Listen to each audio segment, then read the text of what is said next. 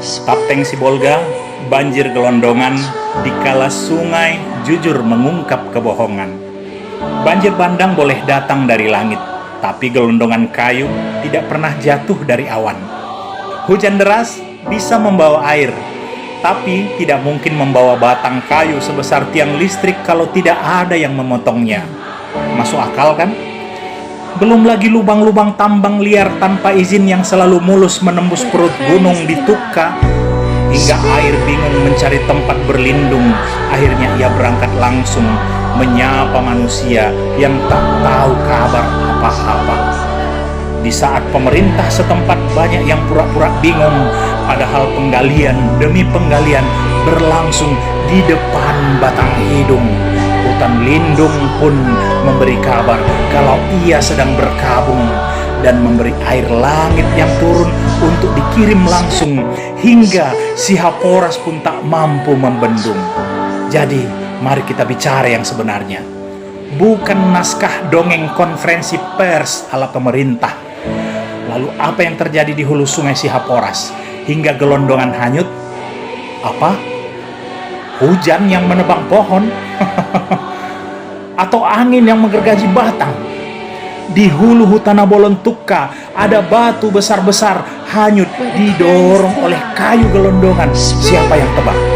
Semut atau malaikat sedang praktek tebang pilih?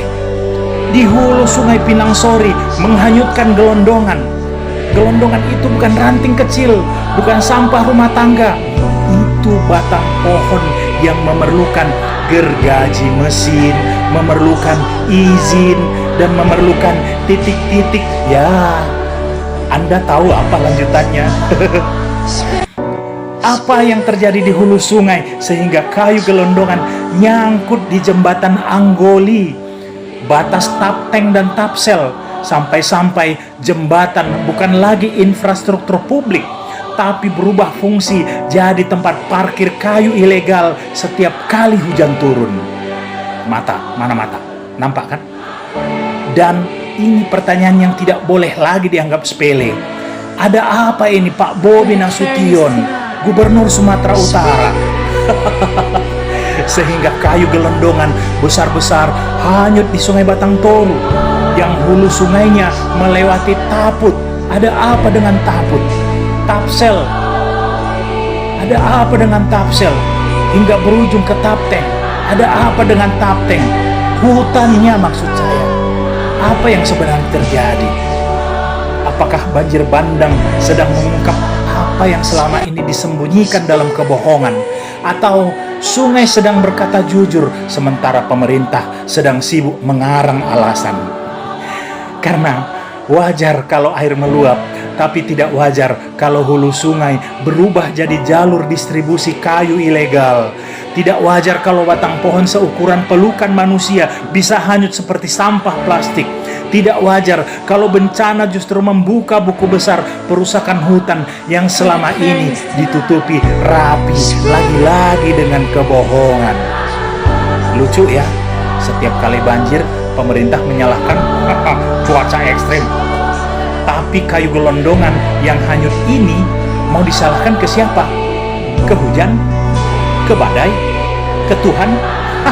Tuhan pula mau kalian salahkan. Ini bukan bencana alam, ini bocornya skandal kebijakan, ini kegagalan pengawasan, ini rapot merah penegakan hukum, atau ini kebrengsekan pemerintah.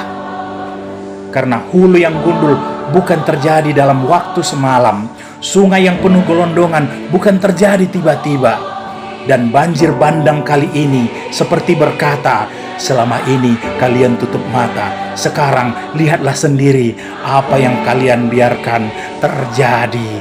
Sibolga Tapteng tidak hanya kebanjiran air, tapi kebanjiran bukti pemerintah yang abai. Dan jika gelondongan sebesar itu bisa hanyut, maka sejujurnya yang hanyut bukan cuma pohon, tapi wibawa pemerintah. Sampai sini kalian paham? Mengartinya muna, biar tuh si amuna do. Oh di sana, Horas.